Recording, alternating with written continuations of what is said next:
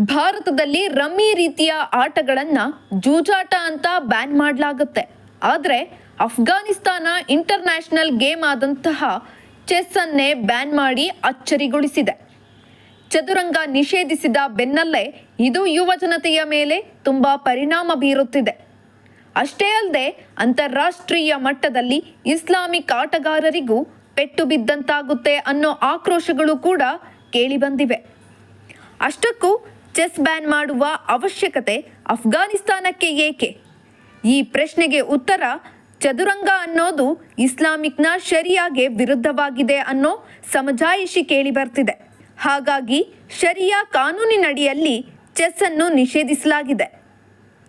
ಅಷ್ಟೇ ಅಲ್ಲದೆ ಚೆಸ್ ಅನ್ನು ಜೂಜಾಟದ ಒಂದು ರೂಪ ಎಂದು ಬಣ್ಣಿಸಲಾಗಿದೆ.